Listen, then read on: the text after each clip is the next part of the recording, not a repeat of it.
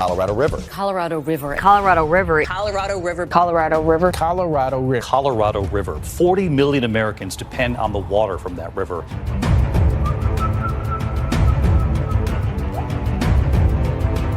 In this video, we reveal a terrifying truth scientists never expected.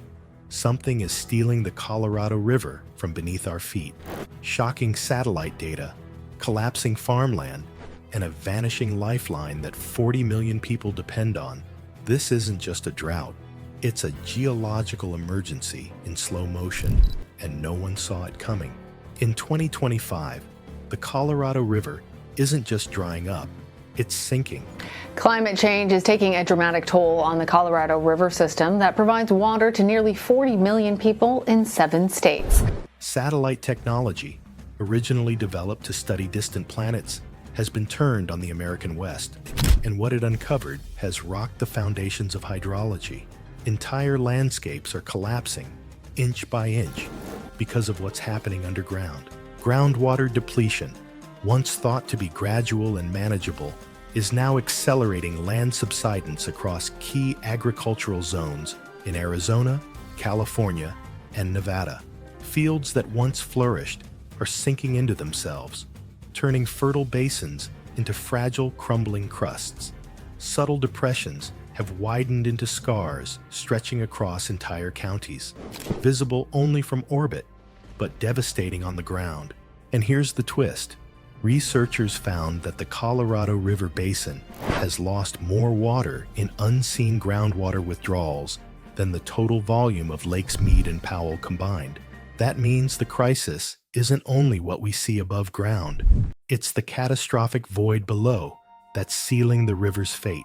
This invisible loss is rewriting every climate model and drought projection in the West. Cities like Phoenix, Las Vegas, and Los Angeles are now facing a far greater threat than expected. Not just water scarcity, but the slow collapse of the land they stand on. We'll break down how these revelations came to light, why they matter right now, and what could happen next if the region doesn't adapt quickly. Stick with us, because what's happening beneath the Colorado River may be the biggest environmental story of the decade, and time is running out. A disappearing giant, the vanishing waters of the West. It seemed impossible, almost unthinkable, the mighty Colorado River. 6 western states, including Colorado, have agreed to make big cuts when it comes to getting water from the Colorado River. That river is facing extreme drought conditions. The backbone of the Southwest now stands on the brink. Once a powerful waterway that sculpted canyons and fueled cities, the Colorado's iconic reservoirs, Lake Mead and Lake Powell, are now at record lows. Boat ramps that once bustled with summer crowds plunge hopelessly into cracked mud. Bathtub rings circle the canyon's edges, each scar tracing another year of retreat. But as experts peered into the missing depths, what they found wasn't just drought, nor was it simply overuse. The truth runs much deeper. Literally, beneath the parched surface, decades of unchecked groundwater pumping have drained ancient aquifers that once acted like hidden backup tanks for the entire region. With every well drilled to keep crops alive and cities hydrated, the earth itself began to sink.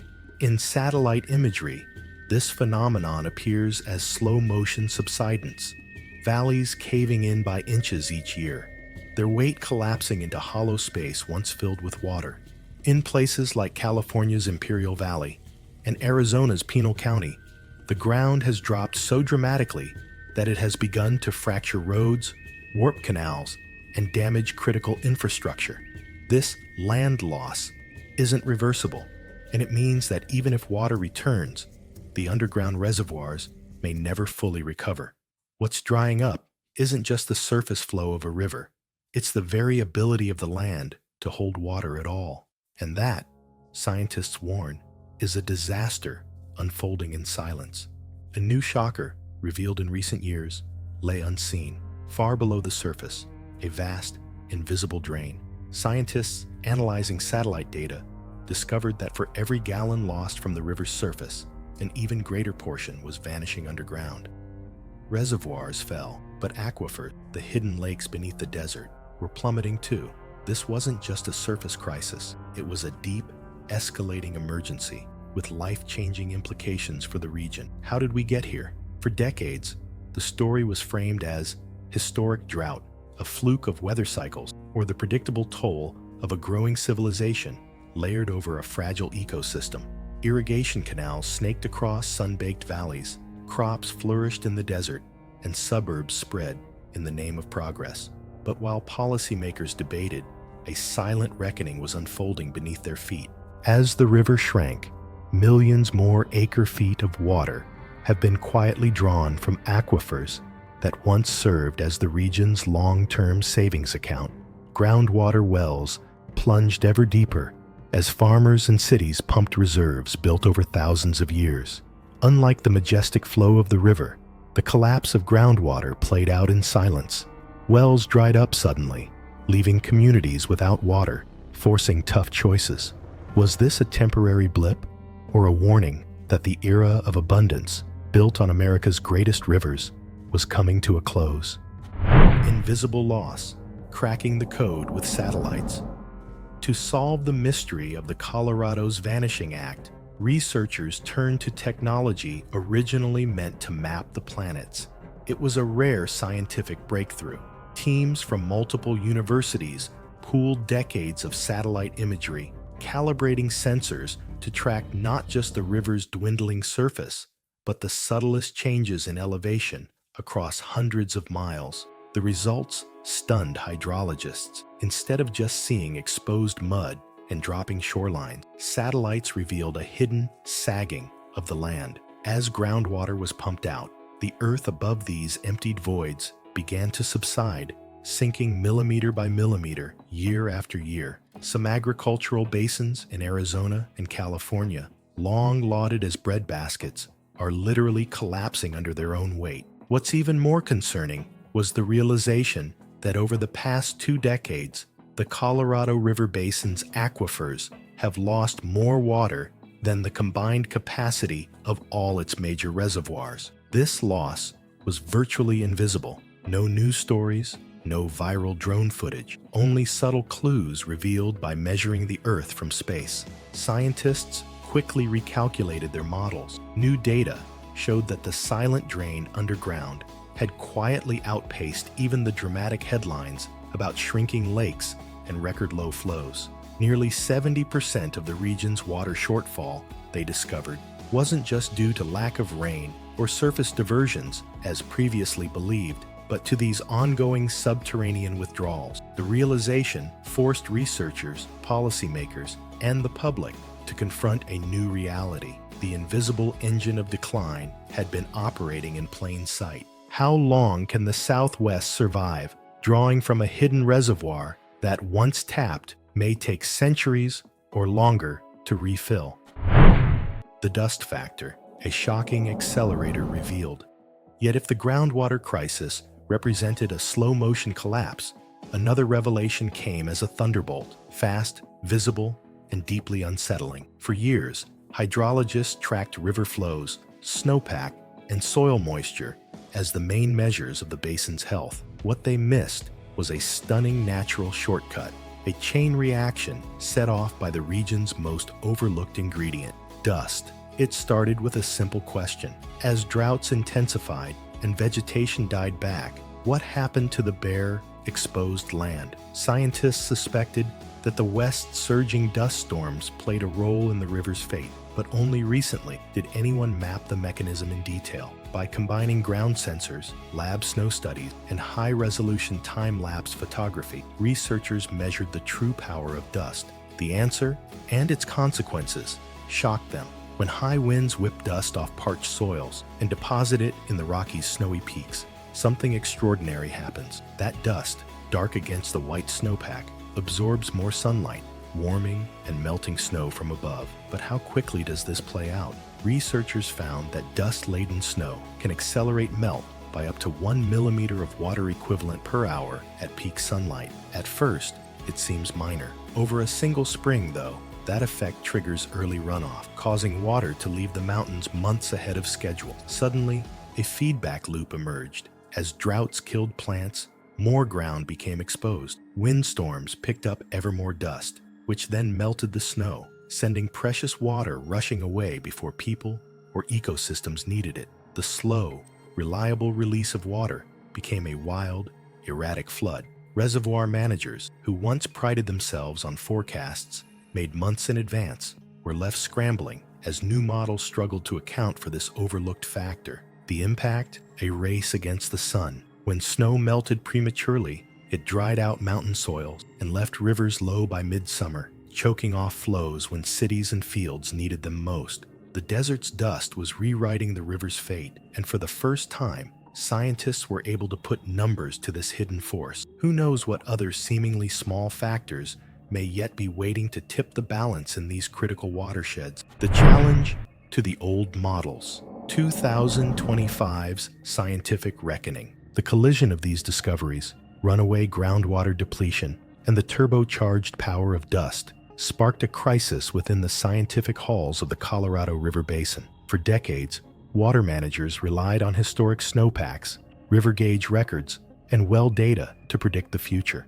Their models were trusted by politicians and farmers alike and assumed that underground water drawdowns were gradual and could be offset when better years returned. But when the new data arrived, long-standing assumptions were demolished. Nearly 70% of the basin's missing water, researchers revealed, could be traced directly to these dual threats: subterranean losses from pumping and premature surface runoff from dust. The old balance between supply and demand was thrown out. Runoff arrived earlier and more forcefully than planners anticipated, then dried up when it was needed most. Urban and rural planners faced a new reality. The timing and reliability of water supply could no longer be counted on. Water shortfall predictions, once considered conservative, now seemed dangerously optimistic. Forecasts painted a grim picture not just for the Colorado, but for its cousin, the Rio Grande, and for every river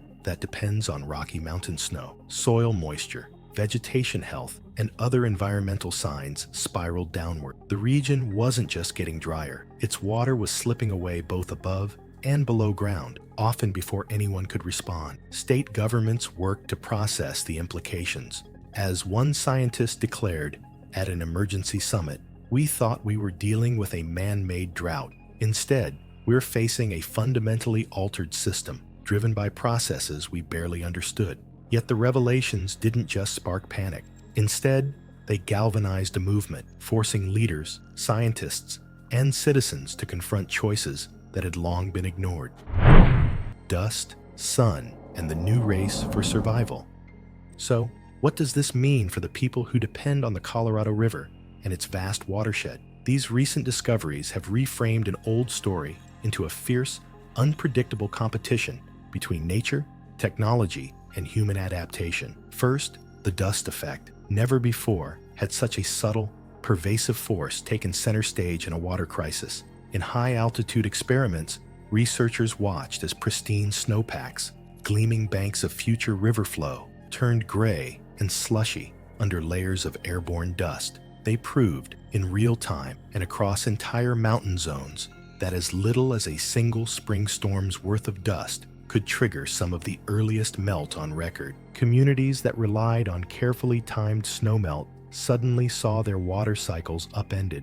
Rivers surged too soon, then dried during the hottest months. Reservoirs, already battered by drought, failed to refill. Ranchers planning spring irrigation saw their planting and harvest windows shrink. Cities pulled water from deep reserves, only to discover that the river's flows arrived before they were needed most. Second, groundwater on the brink. With surface water vanishing early, attention turned to the aquifers. At first, well operators believed they could simply drill deeper and tap ancient reserves, but satellite studies quickly changed that calculation. Maps of land subsidence showed valleys dropping by centimeters in just a few years. Aquifers, once robust, fell below levels required to sustain both farms and communities. Farmlands began to dry as wells were pushed beyond their reach.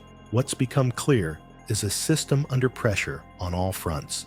Water banking, storing excess in wet years, proved a mirage when so much had already disappeared underground. The natural buffer was gone, replaced by rising instability and uncertainty. The political earthquake, water wars, and the new rules of scarcity. These discoveries soon rippled far beyond scientific journals. By 2025, arguments over water policy exploded. The stakes were nothing less than the survival of farms, cities, tribal nations, and wildlife. States from Colorado to California, from Utah to Arizona, rushed to rewrite the rules. But behind the lawsuits and legislative battles, the new science forced everyone to confront a hard fact. No one could escape the consequences of the river's unraveling. The data forced an urgent call for shared sacrifice. A memo distributed among state officials made the reality explicit. States need to take shared water cutbacks to manage the Colorado River going forward. There was no way to maintain past promises or preserve outdated assumptions. Every user, from the largest city to the smallest farm, now faced reductions. For indigenous nations with senior water rights, the crisis reawakened old claims and emphasized the need for equitable management rooted in law and justice. Conservation advocates, empowered by stark data, pushed for major reforms, restoring land to cut dust storms, smarter irrigation methods, interstate collaboration, and renewed investment in natural systems to buffer future shocks. Economically, the dominoes began to fall. The Colorado River Compact, once the foundation of Western water law, came under review. Water auctions, forced cutbacks, and sweeping conservation mandates became commonplace. And through it all, the relentless forces of invisible depletion and visible acceleration pounded the system. Every emergency plan was shaped by the knowledge that the river's fate now depended on variables few had taken seriously before. The environmental fallout, living with a changed world. But what of the landscape itself? The riverside trees, vast wetlands, birds, and rural traditions that have characterized the West? The aftermath of 2025's revelations has been sobering, but has also driven new hope and ingenuity. Vegetation health and soil moisture, now tracked obsessively, trended ever downward as snowmelt sped away beneath layers of dust. The green strips that lined the rivers shriveled, replaced by ghostly trees and invasive weeds. The Rio Grande, facing similar challenges, saw flows plummet, its water vanishing into dry soils. Yet amid loss, the unanswered questions: what comes next?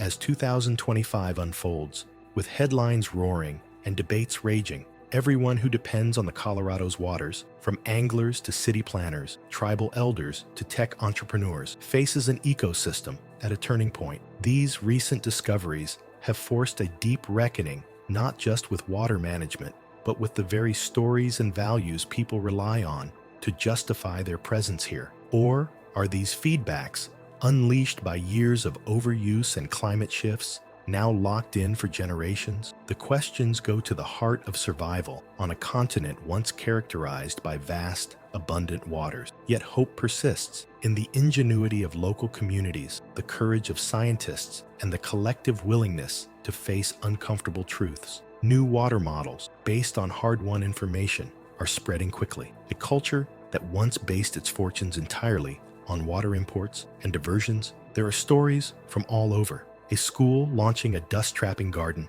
elders remembering when snow melted, slow and sweet, water authorities using real-time data to capture every possible drop. The drama is far from finished. If anything, the urgency has grown. But the era of invisible losses and unexamined consequences has ended. We've traveled from invisible aquifers beneath the desert to mountain snows stained with dust, each layer revealing another threat and another call to action along the embattled Colorado River. The shocks weren't just numbers, they were existential alarms, ringing out not just for the West, but for every person and place that relies on nature's steady patterns. What do you think? Can we adapt quickly enough to these silent changes, or is the future already out of reach? Which of these revelations surprised you the most? Tell us in the comments. Are you feeling the effects downstream, and how are you coping? If this deep dive opened your eyes, to the unseen forces shaping our shared future,